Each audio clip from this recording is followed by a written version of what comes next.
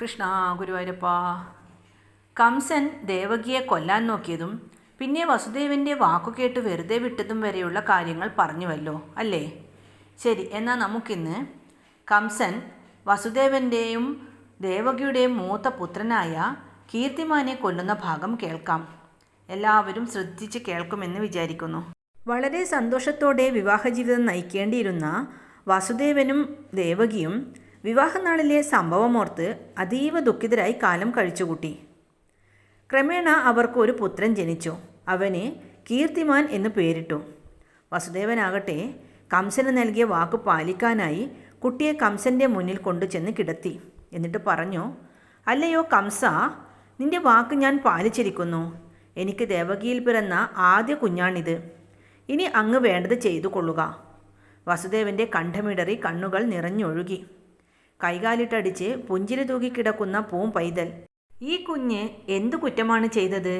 കള്ളവും ചതിയും ഒന്നും അറിയാതെ നിഷ്കളങ്കതയുടെ മൂർത്ത രൂപം. കംസൻ തൻ്റെ കാൽക്കൽ കൈകാലിട്ടടിച്ച് കളിക്കുന്ന കുഞ്ഞിനെ നോക്കി. കൈകാലുകൾ മേലോട്ടുയർത്തി കംസൻ്റെ മുഖത്ത് മെഴിയൂന്നി എന്തോ പറയാൻ ശ്രമിക്കുന്നത് പോലെ കുഞ്ഞ് ചുണ്ടനക്കുന്നു. കംസൻ കുഞ്ഞിനെ ഒന്ന് നോക്കി. അയാൾക്ക് കുഞ്ഞിനോട് ചിരിക്കാതിരിക്കാനായില്ല. നിഷ്കളങ്കമായ കുഞ്ഞിൻ്റെ പുഞ്ചിരി കണ്ട് കംസൻ ചെറുതായി ചിരിച്ചു. അപ്പോഴേക്കും കുട്ടി എന്തെന്നില്ലാത്ത ഉത്സാഹത്തോടെ കൈകാലിട്ടടിച്ച് ഉച്ചത്തിൽ ചിരിച്ചു. ഇത് കണ്ട് കംസൻ്റെ മനസ്സലിഞ്ഞു. കംസൻ പറഞ്ഞു, ഹേ വാസുദേവ, താങ്കൾ വാക്കുപാലിച്ചതിന് സന്തോഷം. പക്ഷേ ഈ കുട്ടിയെ ഞാൻ കൊല്ലുന്നില്ല. നിങ്ങളുടെ 8ാമത്തെ കുഞ്ഞാണല്ലോ എന്നെ കൊല്ലുമെന്ന് പറഞ്ഞിട്ടുള്ളത്. ഈ കുട്ടി നിങ്ങളുടെ ആദ്യ കുഞ്ഞല്ലേ. അതുകൊണ്ട് ഇവനെ കൊന്നിട്ട് എന്തു ഫലം? കുട്ടിയെ താങ്കൾ കൊണ്ടുപോയിക്കൊള്ളുക. വസുദേവനെ കംസൻ്റെ വാക്കുകൾ വിശ്വസിക്കാനായില്ല. വസുദേവൻ മടിച്ചു നിന്നു. എന്തിനു മടിക്കണം? എടുത്തുകൊണ്ട് പോയിക്കൊള്ളൂ, കംസൻ വാസുദേവനോട് പറഞ്ഞു. വലിയ സന്തോഷത്തോടെ വാസുദേവൻ തൻ്റെ ഓമനപുത്രനെയും എടുത്ത് സ്വന്തം വീട്ടിലേക്ക് പോയി. എങ്കിലും വാസുദേവന് കംസൻ്റെ വാക്കുകളിൽ വിശ്വാസം വരുന്നില്ല. എന്തിനാവും കംസൻ്റെ പുറപ്പാട് എന്നാലോചിച്ച് വാസുദേവനും ദേവകിയും ഭയപ്പാടോടെ കഴിഞ്ഞു വന്നു. ദിവസങ്ങളേറെ കഴിഞ്ഞില്ല. ശ്രീനാരായണ സ്തുതിയുമായി മഹതിയും മീട്ടി നാരദമുനി കംസൻ്റെ കൊട്ടാരത്തിലെത്തി. കംസൻ നാരദമുനിയെ ആചാരപൂർവ്വം സ്വീകരിച്ച് കുശലാന്വേഷണങ്ങൾക്കിടയിൽ നാരദൻ പറഞ്ഞു, ഹേ കംസ, അങ്ങ് ഇവിടെ നടക്കുന്ന കാര്യങ്ങളൊന്നും അറിയുന്നില്ലെന്ന് തോന്നുന്നു. എന്ത് കാര്യങ്ങൾ? നാരദമുനിയുടെ വാക്കുകേട്ട് കംസൻ അമ്പരപ്പോടെ ചോദിച്ചു. അപ്പോൾ നാരദമുനി കംസനോട് കാര്യങ്ങൾ വിശദമായി പറഞ്ഞു. ഹേ കംസ, നിങ്ങളുടെ ജീവൻ അപകടത്തിലാണ്. നന്ദരുടെ ഗോകുലത്തിൽ താമസിക്കുന്ന ഗോപന്മാരും ഗോപാലികമാരും യാദവരുമൊക്കെ ശ്രീനാരായണ ഭഗവാന്റെ നിർദ്ദേശമനുസരിച്ച് ദേവലോകത്ത് നിന്ന് വന്നവരാണ്. ഭൂമിയിലെ അസുരന്മാരെ മുഴുവൻ കൊല്ലുക എന്നതാണ് അവരുടെ ലക്ഷ്യം. ഭഗവാൻ ശ്രീനാരായണനും ഭൂമിയിൽ അവതരിക്കാൻ പോകുന്നു. ദേവകിയുടെ 8ാമത്തെ പുത്രനായി ജനിക്കുന്ന ശ്രീനാരായണനായിരിക്കും താങ്കളുടെ ഘാതകൻ. ദേവകിയുടെ 8ാമത്തെ കുഞ്ഞ് താങ്കളെ കൊല്ലുമെന്ന അശരീരി താങ്കളും കേട്ടതാണല്ലോ. എന്നിട്ടും താങ്കൾ ഇക്കാര്യത്തിൽ ശ്രദ്ധിക്കുന്നേയില്ല. ദേവകിയുടെ ആദ്യ പുത്രൻ വളർന്നു വരികയാണ്. 8ാമത്തെ പുത്രനാണല്ലോ അങ്ങയെ കൊല്ലുന്നത്. അപ്പോൾ പിന്നെ 1ാമത്തെ പുത്രനെ ജീവിക്കാൻ അനുവദിച്ചാൽ എന്താ കുഴപ്പം എന്നാവും അങ്ങ് ആലോചിക്കുന്നത്. ഈ ചിന്ത വിഡ്ഢികളുടെ ചിന്തയാണ്. 8ാമത്തേത് എന്നതിൻ്റെ അർത്ഥമെന്ത്? ദേവകിക്ക് 8 പുത്രന്മാർ ജനിച്ചു എന്ന് കരുതുക. 8ാമത്തെ പുത്രനിൽ നിന്ന് 1, 2 എന്നിങ്ങനെ താഴോട്ടെണ്ണിയാൽ 1ാമത്തെ പുത്രൻ 8ാമനായി തീരില്ലേ? അതുപോലെ 2ാമത്തെ പുത്രനിൽ നിന്ന് 1, 2 എന്നെണ്ണിയാലും ആദ്യത്തെ പുത്രൻ 8ാമത്തേതാകും. 3ാമത്തെ പുത്രനിൽ നിന്ന് 1, 2 എന്നെണ്ണിയാൽ 2ാമത്തെ പുത്രനാവും 8ാമത്തേതാകുന്നത്. ഈ രീതിയിൽ ഏത് പുത്രനും 8ാമനാവാം. പക്ഷേ ഇവയിൽ ആരാണ് താങ്കളുടെ ഘാതകനാകുക എന്ന് ആദ്യമേ കണ്ടെത്താനാവില്ലല്ലോ. അതുകൊണ്ട് വേണ്ടത് ചെയ്തു കൊള്ളുക. ഇങ്ങനെയൊക്കെ പറഞ്ഞ് നാരദമുനി കംസൻ്റെ മനസ്സിനെ കലുഷിതമാക്കി.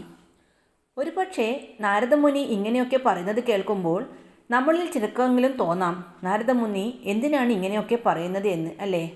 എന്നാൽ എല്ലാ കാര്യങ്ങളും വിധി പോലെ വരുത്തുവാൻ വേണ്ടിയാണ് ഇങ്ങനെയുള്ള സന്ദർഭങ്ങളിൽ നാരദൻ പ്രത്യക്ഷപ്പെടുന്നത്. അതായത് മുൻകൂട്ടി നിശ്ചയിച്ചു വെച്ചിരിക്കുന്ന കാര്യങ്ങൾ നടപ്പിലാക്കാൻ വേണ്ടി.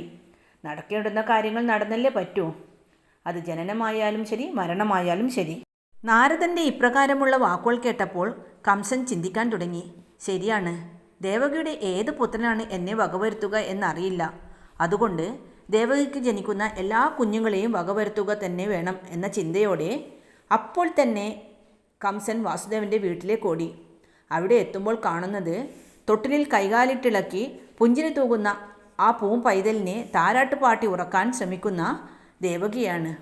അവൾ നോക്കുമ്പോൾ തീ പാറുന്ന കണ്ണുകളോടുകൂടി ഊരിയ വാളുമായി നിൽക്കുന്ന കംസനെയാണ്. അവൾ അപ്പോൾ തന്നെ കുഞ്ഞിനെയും വാരിയെടുത്ത് അകത്തേക്ക് ഓടാൻ ശ്രമിച്ചു. പക്ഷേ അവൾക്ക് അതിന് കഴിഞ്ഞില്ല. അതിനിടെ കംസൻ കുഞ്ഞിനെ തട്ടിയെടുത്തു. കുഞ്ഞ് ഭയന്ന് നിലവിളിക്കാൻ തുടങ്ങി. പക്ഷേ കുഞ്ഞിൻ്റെ ഭയപ്പാടും നിലവിളിയുമൊന്നും നീണ്ടു നിന്നില്ല. കണ്ണടച്ച് തുറക്കാൻ വേണ്ട ഒരു നിമിഷം.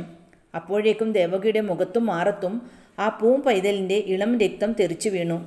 തലേറ്റ കുഞ്ഞിനെ ദേവകിക്ക് മുന്നിലേക്ക് വലിച്ചെറിഞ്ഞ് വലിയൊരു അട്ടഹാസത്തോടെ കംസൻ തിരിച്ചുപോയി. ദേവകി ബോധം കെട്ടു വീണു. സംഭവം കാട്ടുതീ പോലെ പരന്നു. വാസുദേവൻ ഓടിയെത്തി. ഹൃദയഭേദകമായ കാഴ്ച കണ്ട് അയാൾ ബോധമറ്റു വീണു. നാട്ടുകാർ തിങ്ങിക്കൂടി.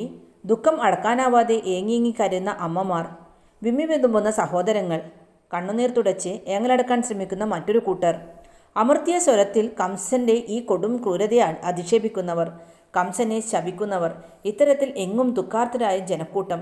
എങ്കിലും കംസനെതിരെ ഉറക്കെ ശബ്ദിക്കാൻ ആർക്കും ധൈര്യമുണ്ടായില്ല. ഇത്രയും കേട്ടപ്പോൾ പരീക്ഷത്തിന് ഒരു സംശയം. അദ്ദേഹം ശ്രീശുകനോട് ചോദിച്ചു, മഹാമുനി, ബ്രഹ്മപുത്രനും ദേവർഷിയുമൊക്കെയാണല്ലോ നാരദമുനി. അദ്ദേഹം വലിയ ബുദ്ധിമാനാണെന്നും അങ്ങ് പറഞ്ഞു. എന്നാൽ വസുദേവരുടെ ആദ്യ കുഞ്ഞിനെ കംസൻ കൊല്ലാതെ വിട്ടപ്പോൾ അതിനെ കൊല്ലാനായി പ്രേരിപ്പിച്ചത് ഈ നാരദമുനിയാണല്ലോ. ബ്രഹ്മപുത്രനായ നാരദമുനി ഇങ്ങനെ ചെയ്തത് നന്നായോ? പരീക്ഷത്തിൻ്റെ ഈ ചോദ്യം കേട്ടപ്പോൾ ശ്രീശുകൻ ചെറുതായി ചിരിച്ചു. എന്നിട്ട് പറഞ്ഞു, കംസൻ ദേവകിയെ സ്വന്തം സഹോദരിയായി സ്നേഹിച്ചതും അവളുടെ ആദ്യ കുഞ്ഞിനെ കൊല്ലാതെ വിട്ടതുമൊക്കെ ശരി തന്നെ. കംസന് അവരോട് സ്നേഹവും ഉണ്ടായിരുന്നു. പക്ഷേ കംസൻ്റെ ഈ സ്നേഹം ശാശ്വതമായിരുന്നില്ല. ദേവകിയുടെ 8ാമത്തെ ശിശു തൻ്റെ കൊലയാളിയാകുമെന്ന് കേട്ടപ്പോൾ താൻ അങ്ങേയറ്റം സ്നേഹിച്ചിരുന്ന സഹോദരിക്ക് നേരെ വാളെടുക്കാൻ കംസന് മടിയേതുമുണ്ടായില്ലല്ലോ. അതായത് ഒരുവളെ കൊന്നിട്ടായാലും ശരി, തനിക്ക് ജീവിക്കണമെന്ന ചിന്തയാണ് ഇതിനൊക്കെ കാരണം. കംസൻ യഥാർത്ഥ മനുഷ്യസ്നേഹിയായിരുന്നുവെങ്കിൽ നാരദമുനിയുടെ പ്രേരണയിൽപ്പെട്ട് ദേവകിയുടെ കുഞ്ഞിനെ നിഷ്കരണം കൊല്ലില്ലായിരുന്നു. കംസനിൽ യഥാർത്ഥ സ്നേഹം ഇല്ലെന്ന് തെളിയിക്കാനും അയാളിലെ കൊടും ക്രൂരത പുറത്തു കൊണ്ടുവന്ന് മാലോകരെ അറിയിക്കാനും വേണ്ടിയിട്ടാവണം നാരദമുനി കംസനെ ഇത്തരത്തിൽ പ്രേരിപ്പിച്ചത്. ശ്രീശുകൻ്റെ മറുപടി പരീക്ഷത്തിന് ബോധിച്ചു.